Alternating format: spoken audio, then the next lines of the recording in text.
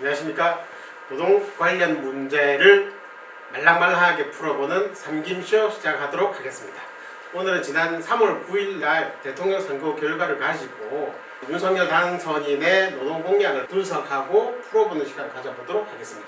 그 두 분 노무사님 모시고 앞서 말씀드린 윤석열 당선인의 노동 공약을 공약집과 대선 기간 중에 주요 발언들 중심으로 좀 논란이 있었던 게 어떤 게 있는지 한번 알아보겠는데요. 먼저 알아봐야 될 게 논란이 제일 되고 있는 최저임금제 폐지 부분 이야기를 나누겠습니다. 김남노 노무사님, 여기 대선 공약집을 살펴보면 최저임금제 개편하겠다는 내용은 없는데 왜 신문방송에서 이 문제를 가장 많이 이야기하고 있는 거죠? 우선 지난 19대 대선에서 문재인, 홍준표, 심상정, 안철수 후보 모두가 임기 내 1만원 최저임금 공약을 했었고요. 그렇죠.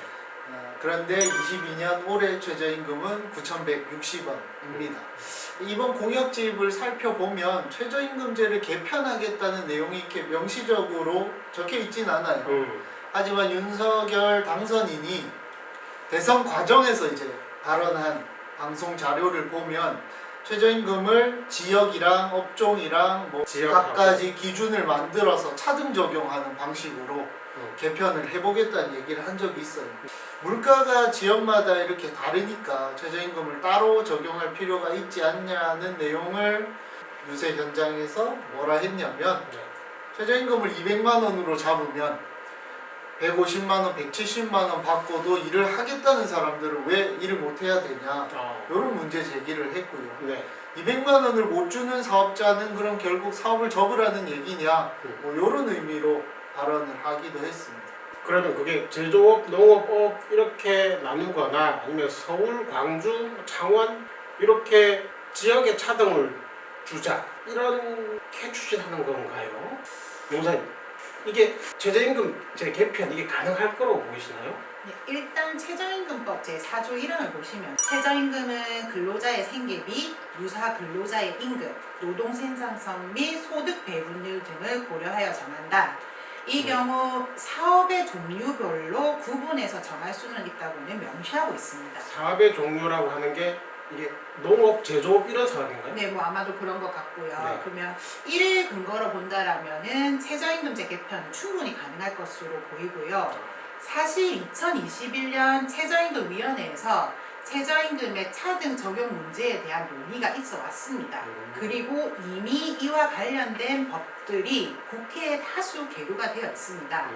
하지만 지역별로 물가나 노동 강도가 다르므로 최저임금을 충분히 차등 적용해서 찬성한다는 입장과 지역별 분할에 어려움이 있고 업종별 차등을 어떻게 나누어야지 하는지에 대한 실제 집행에 있어서 애로사항이 많을 것이라는 반대 의견 등 의견 대립이 팽배했기 때문에 2021년 최저임금위원회에서조차 끝내 논의가 안 되고 부결이 되었습니다. 이를 보면은 최저임금 개편 논의는 이전 정부에서도 있었다는 것이거든요. 근데 실제 시행에는 이르지 못했기 때문에 윤석열 당선인이 이를 개편하고 정착시키고자 한다면은 우선 전문위원회를 신설을 해서 이에 대한 충분한 논의와 연구부터를 시정해서 어떻게 차등 적용을 할 것인지, 그리고 이러한 차등 적용의 합리적인 이유에 대해서 충분히 국민들을 설득시키고 이런 방법들을 통해서 의견 수렴을 거쳐서 단계적으로 접근을 해야 하지 않냐 이렇게 생각하고 있습니다.